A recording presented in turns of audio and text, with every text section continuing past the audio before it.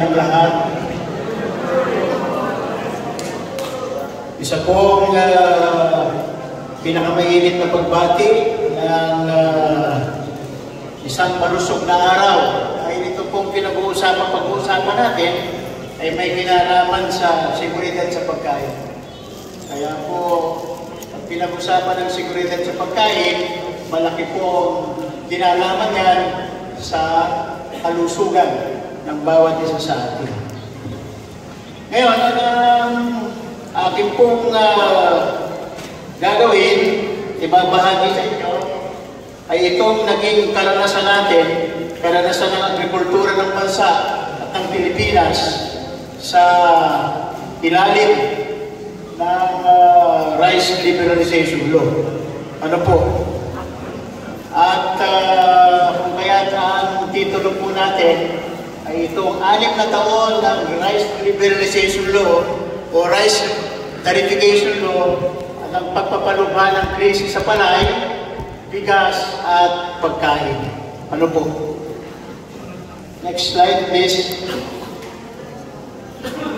Matatandaan po natin na December 14, 1994 ay iniretipika ng Senado ng Pilipinas ang pangkalahatang kasunduan, General Agreement on Tariffs and Trade. Ano po? At gayon din po, pinagtibay ng Senado ang pagiging miyembro ng Pilipinas sa Pandaigdigang Organisasyon ng Kalakalan, yung World Trade Organization. Kaya ngayon po, taon na ito ay meron na palang 30 taon. Yung General Agreements on Tariffs and Trade at yung pagiging miyembro ng Pilipinas sa World Trade Organization.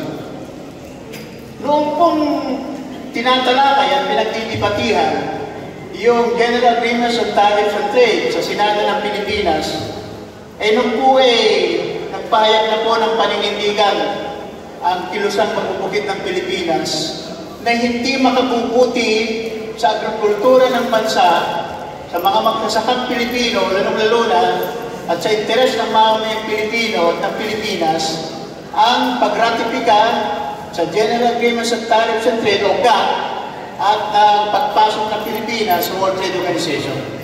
At ang sabi ko, binigyan din ng KMP noon, pag niratifika ng Senado ng Pilipinas ang kasunduan sa GATT at pumasok ang Pilipinas sa WTO, yan ang magsisilbing gatilyo ng pagpatay sa ating sariling agrikultura ng ating bansa. So 3 taon na po yan, 30 taon na po ang nakararaan. Kaya nung pong pagtibayin ng Senado ang kasunduan sa GATT at pumasok ang Pilipinas dyan sa WTO, yung pong mga ilan nating mga batas na kahit papaano nagpuprotekta pa, may proteksyon pa sa ilan sa ating mga pananim ay kasunod po nun ay pinawalang bisa. Halimbawa, Republic Act 1296, ito pong bastos ito ay nagbabawal sa importasyon ng sibuyas, bawang, repolyo at patatas. Pinawalang bisa po yun. Yung pong batas na yun nagbabawal sa importasyon ng nasabing mga produkto natin. Pinawalang bisa din po yung batas na nagbabawal sa importasyon ng kape. Importasyon ng kape. Pinawalang bisa din po yung isang paragraph sa Section 23 noong yung Agriculture and Fisheries Modernization na Magna Carta for Small Farmers na nagsasabi naman po na hindi dapat pahintulutan ang pag-aangkat ng mga produktong agrikultural na katulad na nalilikha sa ating bansa sa sufisyenteng kantidad. Ano po ibig sabihin nun? Halimbawa, nalilikha natin yung palay, yung bigas ng ating bansa, sapat sa pangailangan ng bansa ng Pilipino, hindi dapat papasukin. Ganun din po sa ibang pananim. Kaya lang po, dahil sa pagpasok natin ng Pilipinas sa WTO at pagka-ratifika ng GATT, kasunduan sa GATT, yung pong particular provision na yun, ng Magna Carta for Small Farmers, pinawalang visa din po yun. Yung pong Section 50, meron pong provision yun ng National Seed Industry Act ng ating bansa. Dati po, hindi pinapahintulutan ng importasyon ng mga binhi, anumang klaseng binhi, no, sa ating bansa para sa komersyal na layunin, maliban kung sa pananaliksik at pag-eksperimento. Pinawalang visa din po yun. Ano po? So kaya, nagsimula na po yun dahil doon sa Agricultural Tarification Act, Republic Act 8178, yun na po, bumahana ang imported na sibuyas, bawang, pati pong patatas, at yung iba po nating mga crops. Tinanggal po yung quantitative restriction, yung quantitative restriction. Halimbawa po niyan, yung import ban, halimbawa, yung pong quota, yung pagtatakda ng quota, sa kung gaano volume lang ang dapat angkatin, tinanggal po yun. Ang naiwan ay yung pag-aangkat ng bigas. Pinanatili po yung quantitative restriction sa importasyon ng bigas. Next slide. Kaya po mula noon, sumatsad na ang ating sariling kasapatan sa lokal na produksyong agrikultural ng Pilipinas. No? Nagsimula na pong bumagsak. Nakikita po niya yung graph na yan. No? Yung sariling kasapatan natin at saka yung produksyong agrikultural ng bansa, talaga pong papabulusok. At halimbawa niya sa kape at halimbawa niya sa garlic. Kaya po ngayon, halos 7% ng bawang na ginagamit o pumapasok sa ating bansa ay halos po imported lahat yan. Maliban po sa sibuyas na mataas pa po yung self-sufficiency level natin. Pero pagdating sa bigas po, dati may konti-konti pa tayong na-export na bigas. Ngayon po talaga todo ano tayo, fully net importer tayo ng bigas. Mamaya po makikita natin. Next slide, please. Kaya po mula noon, lalugmok na sa lumalalim na depisito sa kalakalan at pagsalit o pagsandin sa importasyon ang agrikultura ng ating bansa, ang agrikultura ng Pilipino. Ano po? Yan. Pagdating ng February 14, 2019, panahon pa rin ni Duterte, ito na po, isinabatas na po yung Republic Act 11203 o yung pong tinatawag na Rice Tarification Law. Tayo po naman, tinatawag natin yan Rice Liberalization Law. Kasi nga po, hindi lang po tinanggal dyan ay yung quantitative restriction sa inaangkat nating bigas. Bakit po?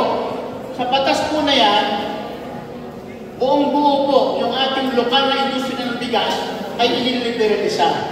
Yung pangangalakal, yung importasyon, pati eksportasyon. Sa totoo lang po, wala naman dapat, wala naman pwesto yung eksportasyon kasi nga, net importer tayo. Talagang nag-aangkat tayo ng bigas, hindi naman tayo nag-export ng bigas ngayon. Ano po? At masasabi natin na simula nga nung maisa batas na yan, tinanggal na yung quantitative restriction sa bigas, pinalitan po ng taripa. Ano po? Dati kasi, meron po tinatawag na minimum access volume. Parang nagsimula, meron po 350,000 metric tons. Ang pwede lang minimum access volume, ito sabihin, minimum po yun na volume ng bigas na inaangkat na hindi po pwedeng pigilan ng Pilipinas na pumasok sa Pilipinas. Ang nangyari po, labis-labis lang basta sa tinatakdang minimum access volume yung pumapasok na imported rice sa ating bansa. Yung pong batas na yan ay pangunahin pong yung sponsor, pangunahing author yan ay si dating senador, si Cavilla. Ano po? At ang House Speaker noon ay si Gloria Macapagal Arroyo. At yung pong batas na yan, yung pong batas na yan ay inamyendahan sa ilalim ng Rehimeng Marcos Jr. Yan po yung Republic Act 12078. Ano po? Ano po ang ilang pong pagkakaiba niya?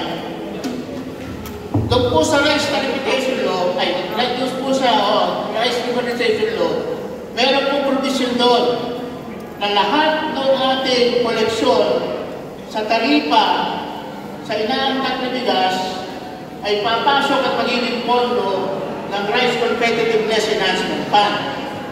Magkano po yun? 10 billion per year. Paano po hatian nun? 5 billion. Ang hatian po nun, 5 billion para sa farm equipment and machineries. Yung 3 billion sa pinihing palay. Yung pong 1 billion sa sinasabi nilang credit at extension, yung extension. Po. Dito po sa Republic Act 2078, yung amendatory law, yung rice liberalization law, sa panahon na ni Marcos Jr. yung pong 10 billion na RCEP, ginawa pong 30 billion pesos. 30 billion pesos po. 10 billion para sa farm equipment and machineries, 6 billion para sa rice seeds, at yung pong the rest, 15 billion para po sa tinatawag na iba pang prioridad na programa, aktibidad at proyekto ng gobyerno. Pero po, ang poder para i-allocate yung 15 billion ay nasa kamay ng Presidente. Kaya po, kung tatanungin, yung 15 billion sa 30 billion ay ituturing na discretionary fund ng Presidente ng Republika ng Pilipinas. At sa ngayon, ayan si Bongbong Marcos Jr. Ano po? Ngayon, kaya lang, may provision yung batas na yan, 12078, pag hindi na-kolekta, yung 30 bilyon, halimbawa 2024 o 2025, o 2025, magamitin dapat ng 2026. Halimbawa po, hindi na-kolekta yung 30 billion pesos, halimbawa, makukolekta na yung 15 billion pesos para sa kabuuan taong 2025. Yung 15 billion ay manggagaling sa current appropriation ng Department of Agriculture. Ang problema po doon, saan manggagaling yung 15 billion? Sa Farm to Market Road, sa National Rice Program, National Corn Program.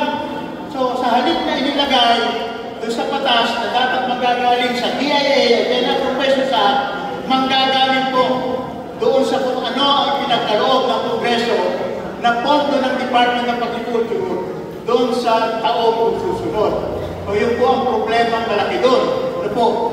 Kaya, masasabi natin, dyan sa batas na yan, doon pa lang sa rice tarification law, hindi na po pwedeng magbenta ang NFA ng bigas sa merkado, sa ating palengke.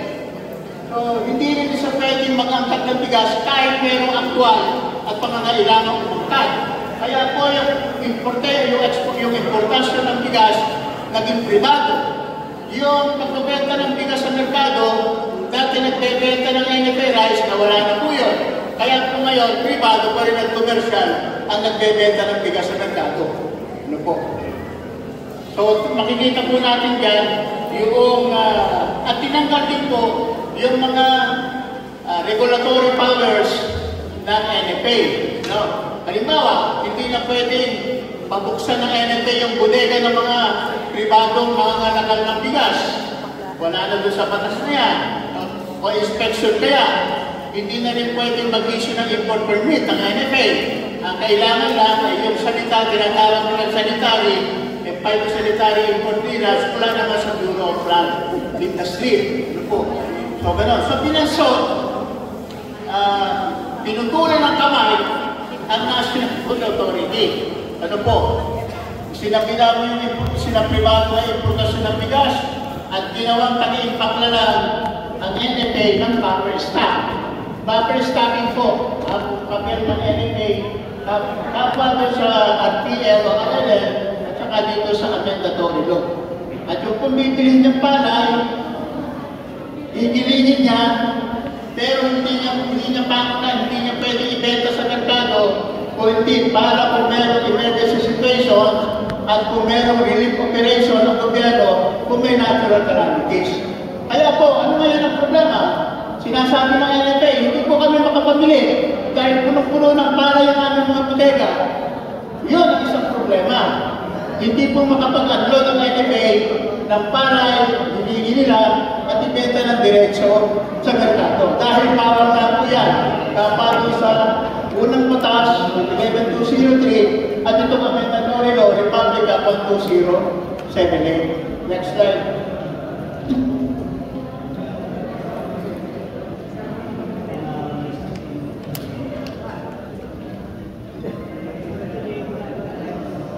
Ito na. So, winasak at winawasak ng rice certification law o ngayon ay amendatory law na sa amendment yung pagbuhos ng imported na bigas sa ating bansa sa buong linya ng lokal na produksyon ng palay. Sabihin, kung may mainit na issue ng flood control, no? Mga proyekto sa flood control, dito sa rice certification law, rice liberalization law, as amended, tuloy-tuloy, wala pong sagka ang pagbaha ng ini-import na bigas sa loob ng ating bansa. Halimbawa, Nueva Ecija, sabi natin, ang Nueva Ecija pa rin ang rice granary ng bansa. Number 1 rice producing pa rin ang Nueva Ecija. Ang Nueva Ecija, surplus talaga. Sobra-sobra ang nalilika natin, ang puputos natin palang bigas kumpara sa pangailangan ng mga Novosianos. Di po ba? Bakit pinapasok pa na imported rice? Di po ba ang laki naman niya yan? Sobra-sobra ang produksyon ng palay at bigas ang Nueva Ecija, pero pumapasok pa ang imported rice sa ating bansa. So, ibig sabihin, kahit ang mga Novosiano, hindi self-sufficient. No? Bakit? Kaya po ay larawan lamang sa kalagayan. Ang China, siya po ang pinakamalaking producer ng bigas, 1.4 billion ang populasyon. Ano po? Ang India, siya naman ang number 1 rice exporter, 1.4 billion din ang populasyon. Ang Pilipinas naman, 112 ba tayo? 115 billion ang populasyon natin. Ang Pilipinas naman ang number 1 rice importer. Saan tayo makakita? Yan ang kalagayan na 10 beses, 14 na beses na mas malaki ang populasyon ng China at ang India, pero tayo ang pinakamalaking nag-aangkat ng bigas sa buong mundo. Magkakamali po ba tayo kung sabihin natin ang mamamayang Pilipino at ang Pilipinas ang pinakawalang seguridad sa pagkain sa buong mundo? So masakit pong tanggapin, hindi po ba? Kaya yan po, mamaya, pag naghahanap na tayo, tagahapat ng mga solusyon at implementasyon, maganda po pagtuunan namin ng pansin. So po, next slide. Ipapakita ko po sa inyo, sa next slide naman, ayan. Ay di, merong koleksyon, merong pondo ang National Rice Program, may pondo ang Rice Competitiveness Enhancement Plan. Tingnan natin sa resulta ng produksyon natin ng palay sa buong bansa. Nakapako. 2018, 19.3 million metric tons ng palay. Pagdating ng 2024, 19.1 million metric tons ng palay. Bumaba pa ng 190,000 metric tons. Ano po? Eh dapat, may paliwanag ang implementing agency dito. Yung area po ng tinataniman at pinag-aanihan ng palay, sinasabi may 4.8 million hektarya tayo. Noong 2018, pagdating ng 2024, 4.6 million hektarya na lang. Nawala ang 150,000 hektarya. Sa amin, sa yield per hectare, 4 metric tons, 4 na metric tonelada at hektarya. Noong 2028, 4.1 metric tonelada naman, isang hektarya, katiting lang natagdag doon sa ilakat ng ani. Budget sa bigas. No? Ito, makikita natin,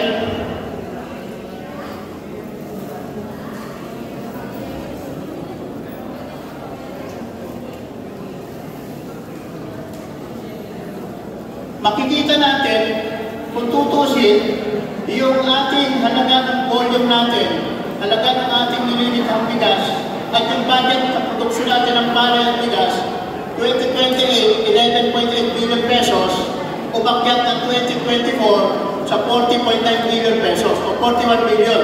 Pero makikita nyo, yung itinaas ang produksyon, itinaas ng sukat ng lupang tinataniman pinag-aanihan, doon sa amin kada isang taga, wala namang signifikanteng pag-akyat. So kaya po makikita natin, siyempre, bumabahan yung imported rice, wala namang sapat na domestic support o subsidyo sa produksyon para sa ating mga magsasaka. Ang karamihan ay nangungutang ng kanilang pinanggagastos sa pagtatanim ng palay at kalaksan niya ay sa mga tinatawag nating usurero. Next slide please. Dito makikita ano epekto? Bumaba yung kita ng mga magsasaka natin. Sa kaso sa produksyon, tumaas.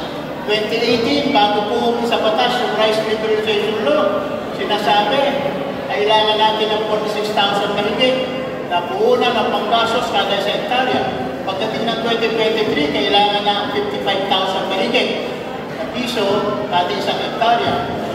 So, lumaki ang gastos. Sa netong kita naman, ang netong kita kada sa hektarya, 2018, 32,000 pesos kada sa hektarya, pagdating ng 2023, 27,000 pesos kada sa hektarya. So, bumaba yung netong kita. Sa presyo ng palay, 2018, 20 pesos kada kilo, 2023, pinasabi 19 pesos. O halos po sabihin mo, 20 pesos. Ito po yung data ng Pilipinas sa Statistics Authority at Department of Agriculture. Pero ngayon, na 2025, magkano ang presyo ng palay? Diba? 8, 10, 12. Hindi na makaakyat sa 14 o 16. Diba? So, yun naman gastos, yung gastos naman para makalimha tayo ng palay, tumaas naman yung gastos. Kaya sabi natin, sobrang lugi ang dinaranas ng ating mga magsasaka. Okay, next slide please. Malapit na po tayo na matapos dito sa aking pagbabahagi. Lumoko ang importasyon ng ilang malalaking rice importer. Makikita din po nyo dyan, habang tumatagal, bumibilang yung taon, simula 2019, lumiliit yung bilang ng mga importers, pero lumalaki yung volume ng kanilang inaangkat. Ano po? At makikita nyo yung volume na in-import ng 10 nangungunang rice importer, 438,000 metric tons o 23 o halos 24% ng kabuong inangkat na bigas noong 2018. At pagdating na ng 2024, 1.9 o halos 2 million metric tons at halos 40% ang nakakorner ng malalaking rice importer. Ano po? Kaya mas nakokonsentra yung imported na bigas sa kamay ng mga ilan na mga rice importer. Next slide please.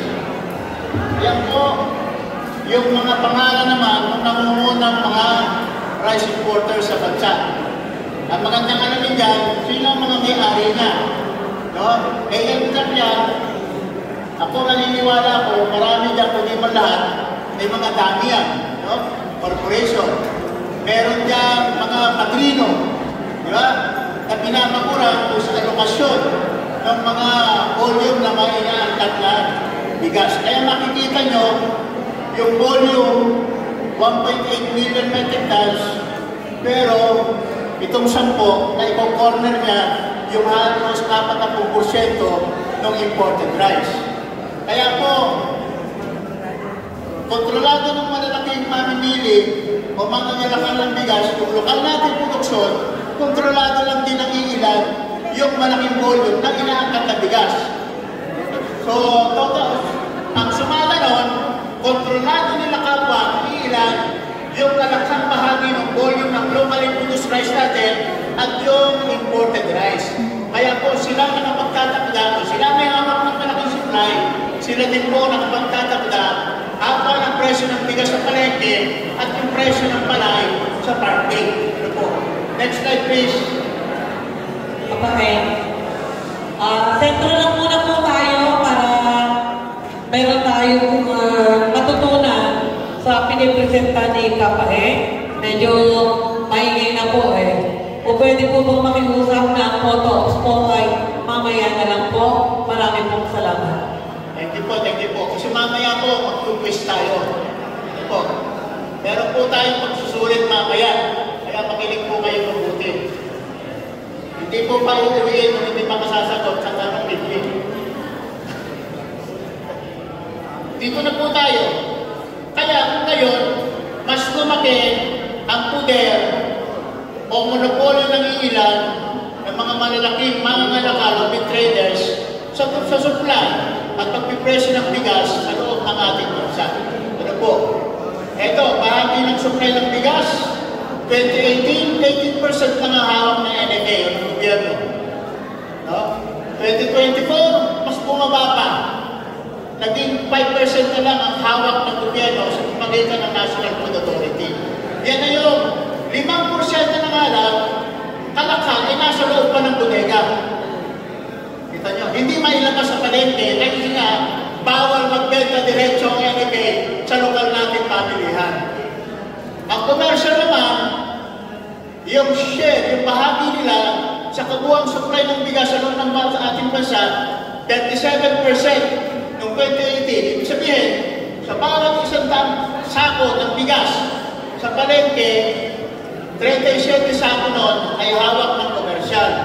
Pagdating ng 2024, ito na. Sa bawat isang sako ng bigas sa palengke, 56 sako hawak at kontrolado ng mga malalaking mangangalakal. Ano po ang ibig sabihin niya? Kaya sumadsad ang bahagi mo, yung share ng NFA, lumobo naman ang mahigit kalahati, yung lumaking share naman ng malalaking commercial traders doon sa supply natin ng bigas sa lokal nating pamilihan. Kaya po noong 2023, sa bawat 43 pesos kada kilo ng retail price ng bigas, 19 pesos po dyan kada kilogram ay nakukupo ng mga wholesale trader at ang production cost makakatawa sa 14 pesos kada kilo at ang retailer naman ay meron siyang share na 4 na piso lang. Ang tanda ko dito, sa halagang yan, 6 na piso lang o 5 piso, nagiging bahagi ng magsasaka na siya producer ng palay at bigas sa loob ng ating bansa. Next slide, please. At tumaas pa ang presyo ng bigas. Sabi ng nasa gobyerno, ng mga proponents ng price regulation law, ng mga economic managers, pag pinayagan natin itong batas na ito, papasok ng malaking volume ng imported rice at tiyak bababa ng 6 na piso mas 7 piso ang presyo ng bigas kada kilo sa palengke na hindi po nangyari. Bakit? Ang retail price ng regular milled rice, 2018, 43 pesos, halos 43 pesos at 50 centavos kada kilo. Pagdating ng 2024, 50 pesos na at mahigit 40 centavos kada kilo. So mas lumaki pa. Ang observasyon natin, napakalayo po ito sa pinangako na 20 pesos kada kilo ng bigas ng bagong administrasyon Marcos Jr. na dagdagan pa nga ng 6 na piso, halos 7 piso kada kilo ang presyo ng bigas sa palengke. Next slide please. So lumubha pa ang kagutuman sa ating bansa, lalo na sa kanayunan. Ang nagsabi, 31% ang nagsabi na self-rated food poverty. Nagsabi po ba, kalahati ng mga Pilipino ang nagkulang na nagugutom po sila. Sa malnutrition naman, 7.8% lang noong 2019. At nung pagdating na ng 2023, sabi nila, 8.1% ng mga bata ay dumaranas sa malnutrition. So dumami pa ang malnourished na edad ay 5 hanggang 10 taong gulang na mga bata. So, kaya po, higit pong napapanahon, napakahalaga itong ating konsultasyon na ito ng mga magsasaka